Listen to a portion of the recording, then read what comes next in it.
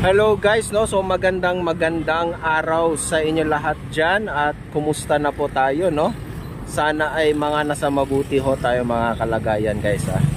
Yan, so guys, this is Laking Davao once again. And everyone, welcome back to my channel guys.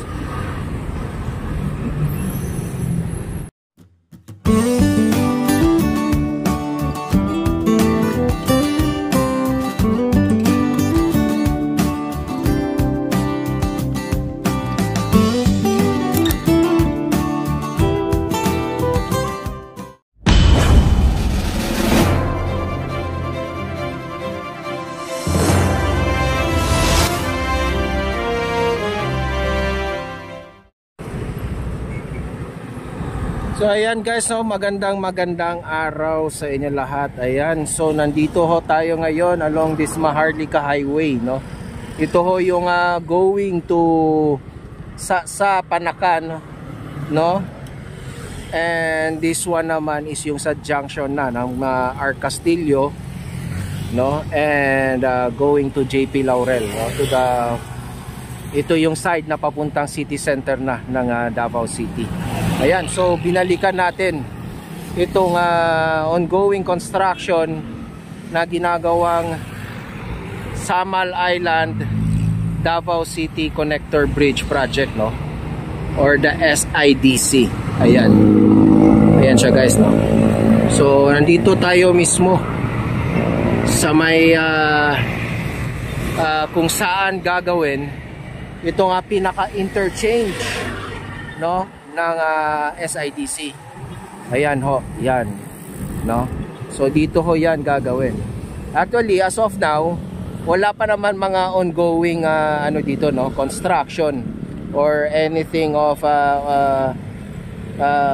development, no, dito sa area na ito, no. So most of the developments of this project guys is pa sa loob, no, especially going to the coastal, ano. Ayan, at saka yung ginagawa na mismo yung pinaka main bridge na mismo. Ayan guys, no. So we're going to update. This will be our episode 10 of updating this project guys. Ayan. So dito naman kung mapapansin natin guys, meron dito silang ginawa na ano guys, no, na parang another yard, no, something, no. Ayan, may makikita tayo dyan parang mga lifting cranes, no, na parang ano. Ayan, so dito yung mga mostly yung mga parang nakalagay yung mga parang panghulma yata ng ano yan guys, eh, no? Yung para sa mga poste, no? Ayan.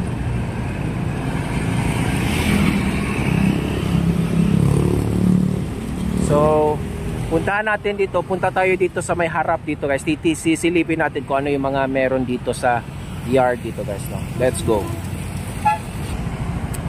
Ayan guys, no. So nandito tayo mismo sa pinaka junction nito ng Arcastillo. Dito sa kabilang side yung Arcastillo. Ito naman yung papasok ng JP Laurel. Ayan. So nandito ho, no, dito gagawin yung parang pinaka ramp on and ramp off, no, ito nga tulay na ito. Pag if you are coming from the city going up, dire-diretso papunta doon sa Samal, no. Ayan. And then yung isa naman yung ramp on and ramp off naman is going papunta doon, no, going to Sasa and Panakan, no. Much more yun yung kanyang pinaka-design ng kanyang interchange dito guys, no. So ito parang dito nila hinuhulma yung ano, no, yung parang nire-rebar yung para sa mga poste guys, no. May nakikita tayo dito na napakalaking mga na poste. I think yan yung mga isa. Yun yung isa sa mga napansin ko dito sa ayan guys.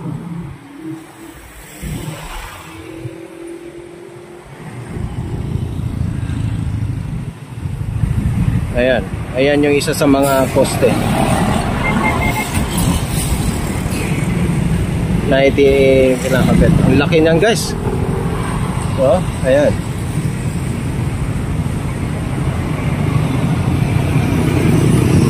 So, yun yung mga ginagawa dito area. Ayan.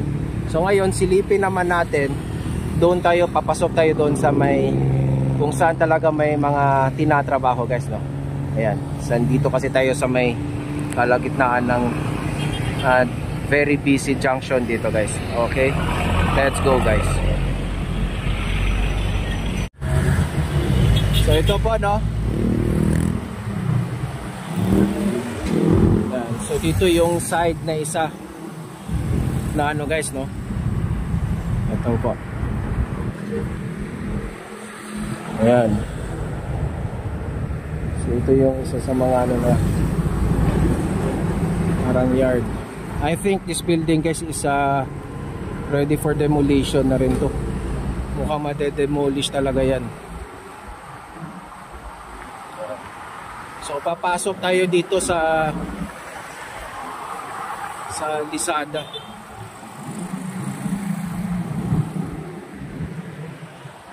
Ito na siya guys. Ayan.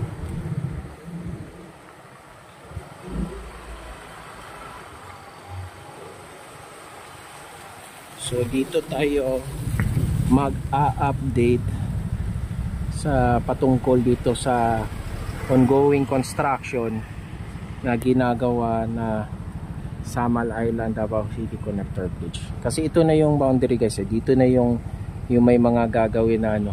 Dito mo natin makikita in the future yung mga malalaking poste, yung parang pinaka-viaduct nito going papunta doon sa may pinaka main bridge mismo ng tulay, no? Ayan.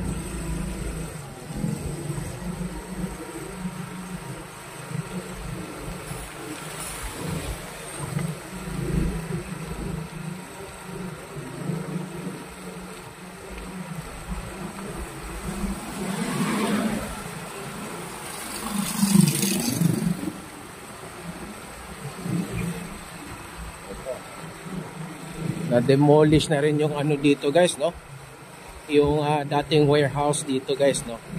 Portion lang naman pala ng warehouse ang dinemolish, kung saan lang yung tatama mismo yung dadaan yung pinakabayadak nung tulay.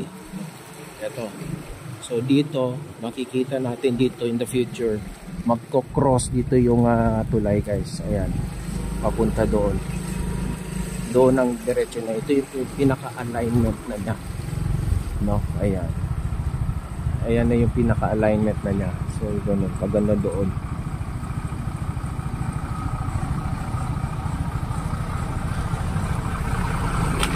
So dito busy talaga ang ano dito guys, no? Ayan. May mga pinutol na rin na mga kasi kailangan i-clear out to dito guys eh. Dito yung mga naglalakihang poste para sa viaduct. Napakahaba kasi ng viaduct na itatayo dito guys, no? Dito sa may Davao City na side, kasi medyo malayo-layo yung coastal area. So ito na yung currently guys, no? Ito na yung mga na-demolish dito. Maliit lang naman, kukunti lang naman, pipiranggot lang naman yung mga na-demolish dito guys. Sisilip tayo dito guys sa mga pinaggagawa dito.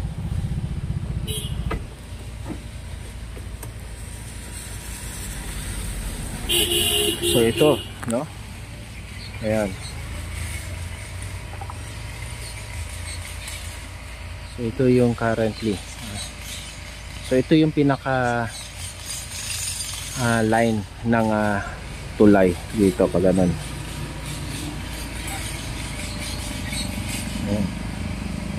Meron na pala silang mga naibaon na dito ng mga ano guys, no, parang pile foundations. So I think nasa treatment na yan, or ito katulad nito mukhang inaano na nila, no, unti-unti na nilang inaano para lumitaw yung mga bakal na ibinaon. Tapos yung gagawin nila dyan, yung katulad yung mga ginawa doon sa same sa ginawa doon sa mga flyover, Magtuod flyover and Ulas Viaduct.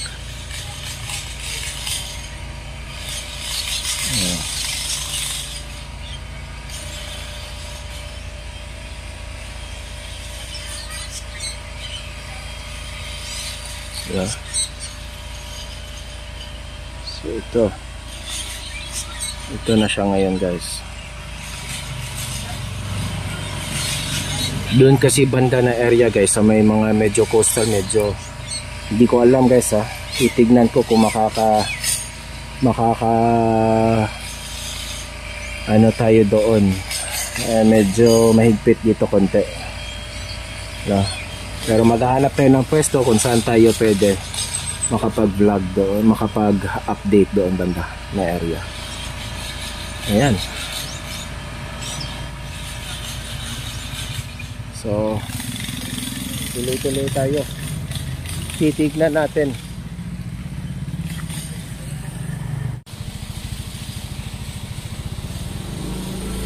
So ito, guys, no? Kompleto sila. Meron silang mga no? Yung sa regional trial court. Ayan.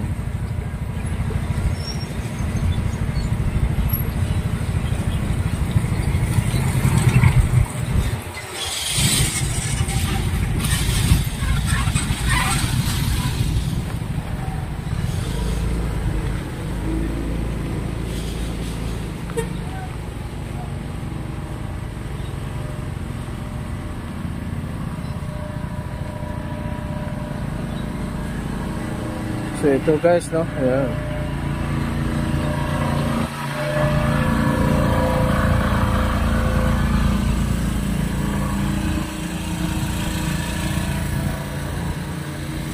Tuloy-tuloy.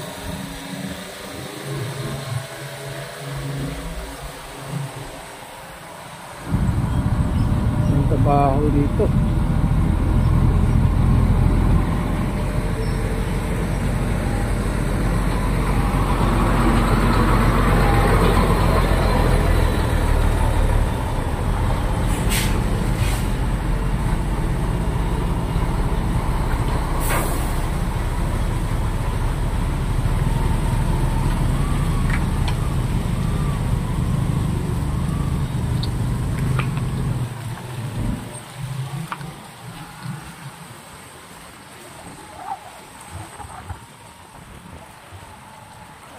Meron na silang ginagawang parang no?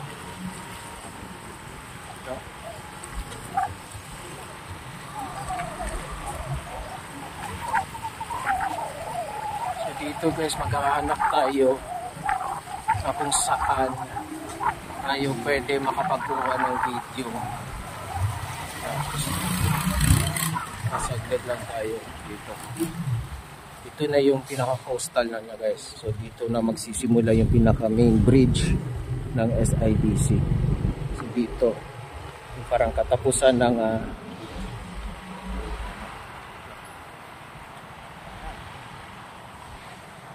so ito na yung ginagawa, guys. Ayan.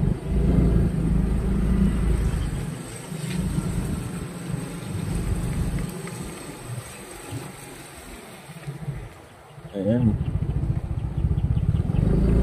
So na yung Crane Way, no? So hanap tayo ng area, guys, ha.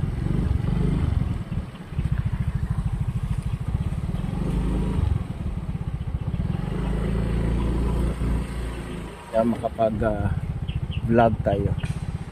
Okay, let's go, guys.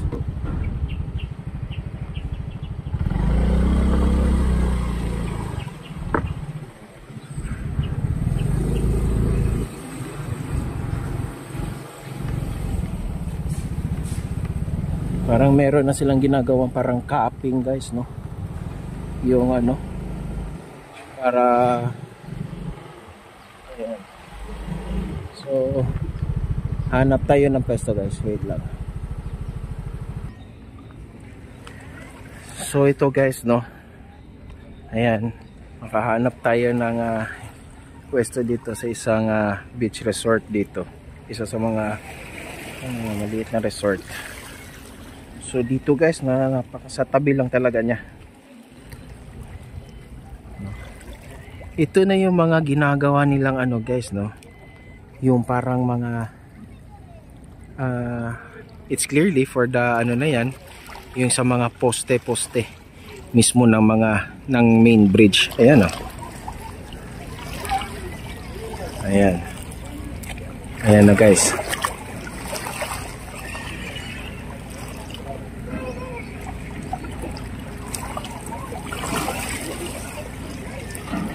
So itong CRBC guys, no, or the China Road and Bridge Corporation, talagang ano guys, no, kasi alam nyo nung flight ko nung umalis ako ng Davao, itong lately lang, that was in the evening, no, late evening, around 11 PM, no, 11:30 PM. Nung paglipad namin, napansin ko kaagad itong ginagawang tulay. At ano pala to guys, no, day and night pala ang trabaho dito. So probably yun nga, no, mabilis to. At ang kagandahan kasi nga talaga dito, tuloy-tuloy yung trabaho nila. Kahit nga yung trabaho nila doon sa may Bucana Bridge guys, no, sa Davao River Bridge project ng Davao City Coastal Road, napakabilis. Ang okay kasi dito sa CRBC, sa contractor na ito, lahat ginagawa na nila doon sa mga kanilang mga yards, no. So ang bilis no. So parang ang pagdating dito, deliver na lang, and then parang lagay talaga, expertise na nila tong mga tulay, no, itong mga sea crossing bridge, mga ano. So parang feeling ko ngayon, no, sa mga tinabaho nitong CRBC all around the globe, no, feeling ko itong Samal Island Davao Connector Bridge project ay parang napakasimple na lang sa kanila to. Kung i-compare natin doon sa mga tinabaho nila, no, especially yung the longest sea crossing bridge na itinayo nila mula Hong Kong hanggang papuntang Macau, no. Ayan. So ayan guys, no, ito na, yan yung nakikita natin ngayon guys, that is only the crane way, no. So tatanggalin yan right after, kasi sa side naman ng crane way, dyan tinatayo na nila yung mga poste na guys. Ayan, hanggang doon na yan talaga guys, tuloy-tuloy na. Ang bilis nila magano. I think maybe soon yung mga area na yan, ito katulad nito, parang ano yan, no, lalagyan niya ng parang napakalaking ano, tapos tatanggalin yung mga tubig, yung mga tubig dyan sa may ano, parang parang tatakpan nila yan, lalagyan nila ng malaking tube or what or something, kung ano tawag dyan, yung parang capping, tapos para matanggal yung tubig, and then they can work on it. Parang gano'n ang gagawin nila dyan Ayan yung usually nakikita natin pag ginagawa yung mga tulay, no, sa sea crossing. Ayan guys, no. So ito yung latest na pangyayari dito sa Samal Island Davao Connector Bridge Project, no? Ayan. So lalapit tayo konti.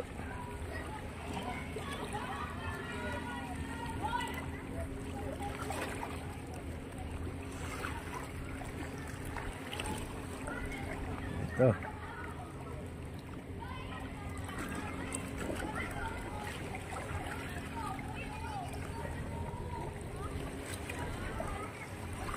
So talagang hindi na to mapipigilan guys, no. Mukhang pinaplano na naman itong pigilan to ng mga ano. So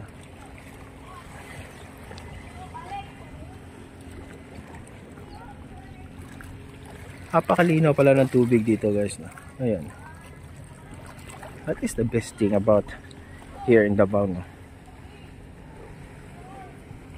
Ayan. So ito na yung sa may coastal. So ito na talaga. Okay. So that's our latest. So punta tayo doon sa may Azuela Cove naman, guys. Tignan natin doon na area, no. Makikita natin yung mga pangyayari din doon, no. So let's go, guys. So ito, guys, pumasok na tayo dito sa Azuela Cove. Pupunta tayo doon sa may promenade. Titignan natin kung makakapasok tayo doon ngayon. Early morning pa naman. Ayan.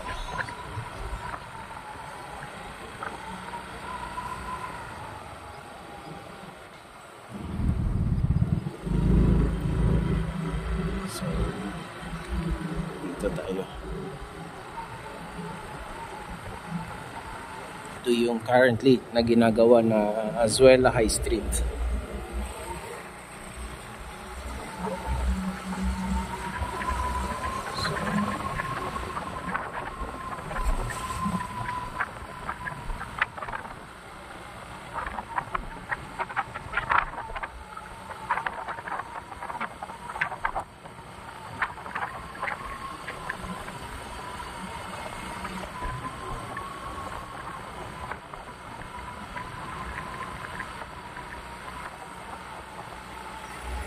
Yun yung alam nyo, guys, no?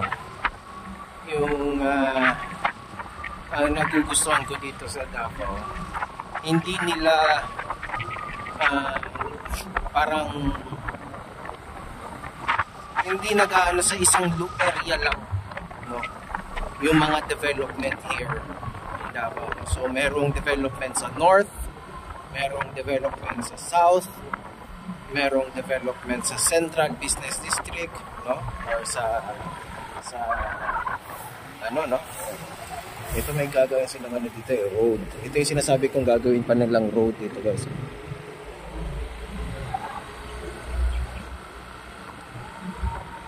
So ito, papasok tayo dito sa may papuntang promenade.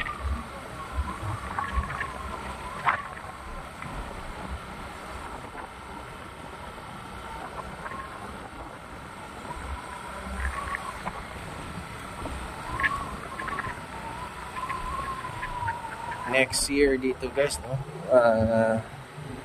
magkakaroon dito ng ano, Battle of Cranes, Tower Cranes dito. Kasi may tatayuin dito dalawang twin tower na ano, dalawang tower na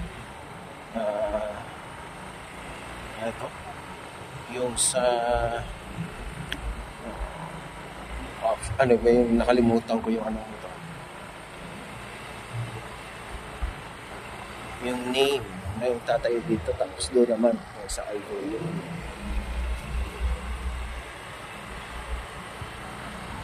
Kasi ito yung the residence. Yeah.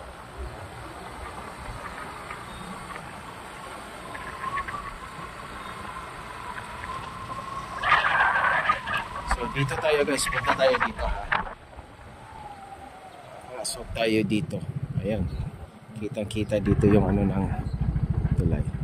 Let's go.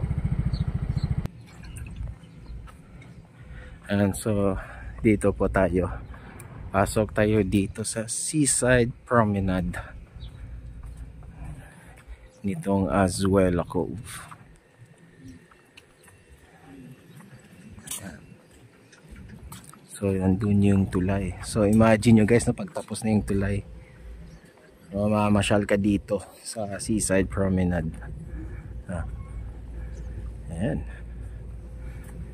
Especially when you are living here, no?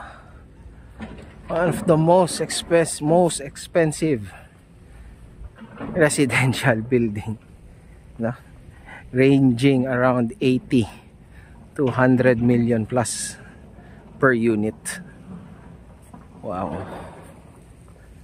So ito talaga. And kahit ganyan yan kamahal,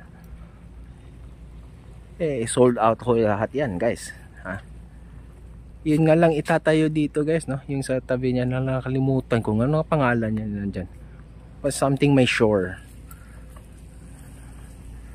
Oo. Yan, no? Parang few units left na lang din yata yan, no? I think sa isang tower niyan.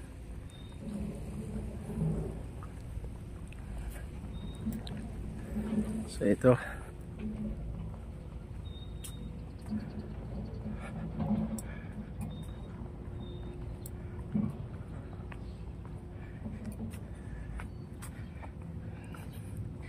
The Seaside Promenade.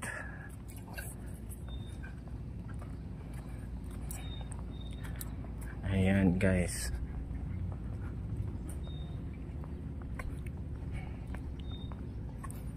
So, dito tayo.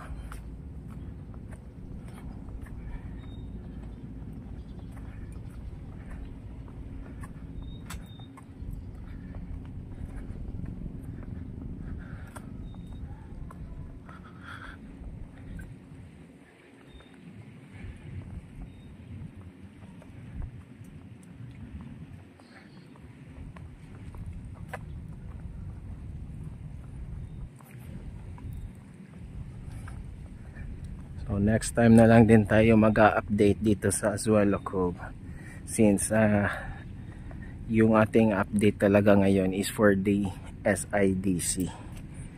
So wala pa naman. I think we're going to update here para ma-update natin yung kanilang Azuela High Street, which is expected to be open this year also, no? This December of 2024. So tignan natin pag makapag-update tayo dito next time. This time ito munang Samal Island Davao Connector Bridge Project guys, at ito na siya ngayon. So kanina guys, nandun tayo sa may parang dulo, no?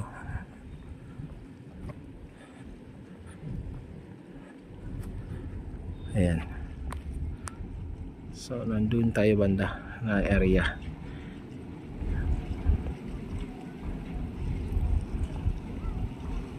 Okay.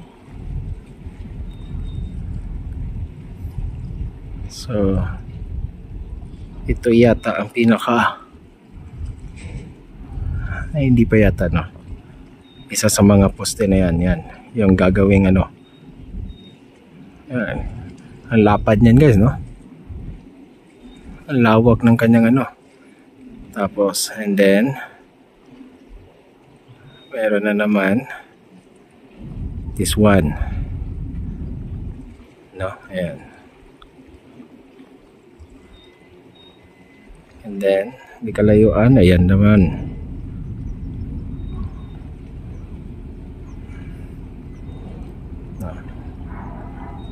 I think, and then here is for the pylon, yung napakalaki guys, no? Yan yung yan siya, no? Yan kasi this bridge will be having two huge pylons, no? Ayan yung kung saan yung maghahawak ng mga malalaking kable, and then putol na siya, and then doon naman sa kabila, ayan, for the another pylon. Ay mga nakikita na rin tayong parang mga malalaking ano, no, tubo ba yan or what, mga bakal ba yan? Ayan. So there, and then you will reach Samal na. Ayan, ito yung barko.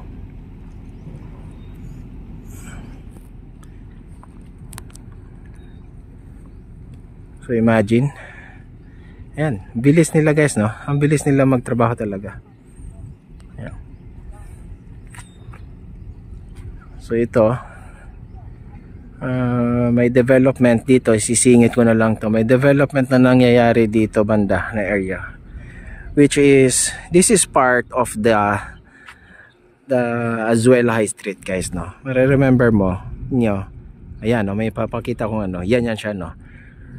Hanggang dyan kasi yung ano ng Azuela High Street, guys. Ayan, so parang may something park or what, or promenade park pa rin, no, or waterside. I think dyan banda din yung ano, yung sa may boardwalk na gagawin nila. So i-develop nila yan hanggang doon. Ayan. And then soon there will be another condominium and here, no. So parang ano na yan. Ayan. Maganda magbenta, I think, para sa mga ano dito, although medyo pricey nga yung mga for sure mga residential dito, pero I think maraming interesado dyan, no, since napakaganda ng view, no. Yeah, you will be having the Samal Island, no, view, and SIDC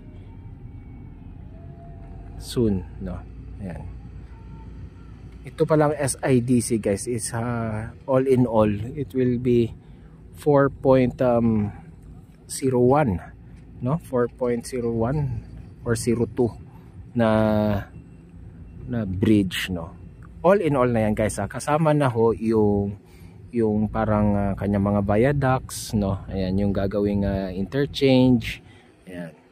Pero yung main bridge pan lang mismo, guys, no, yan ay may habang ano daw, no, pala 1.9 something kilometers. Ayan, 1.8 to 1.9 kilometers.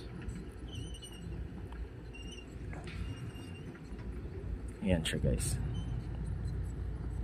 So that's it, no.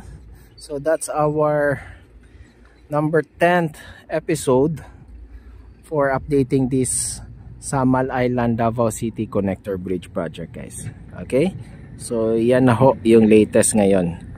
Ayan na siya. So ginagawa na nila ngayon is yung para sa mga foundation na mismo ng mga itatayong mga poste dito sa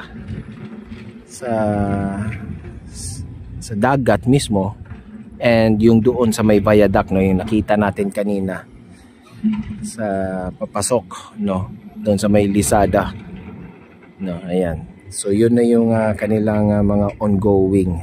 I think siguro mga mid next year they will be starting to may mga ongoing developments na mangyayari dyan sa may pinaka highway mismo, no.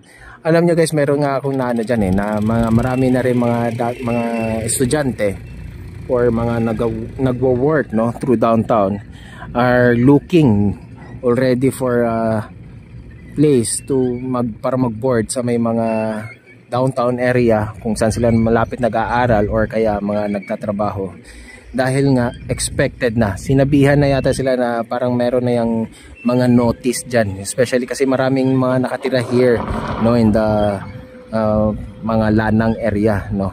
So may mga notice na, of course, yan na expected very heavy traffic dyan mismo kung saan gagawin yung pinaka ramp on and ramp off ng tulay, no. Ayan, although magkakaroon ng widening pa muna dyan, I think that will be the first thing na gagawin nila, yung widening, and then dadahan-dahanan nila kasi ang laking trabaho pa niyan, guys, no. May yan na naman tayo sa mga poste, yung may mga kuryente, no. So yan dapat ngayon tinatrabaho na yan ngayon ng mga Davao Light, no, ng mga telcos, no. Yan para kapag nag-umpisa na dyan magtrabaho itong contractor na ito, si RBC, clear out na siya, no. Ayan.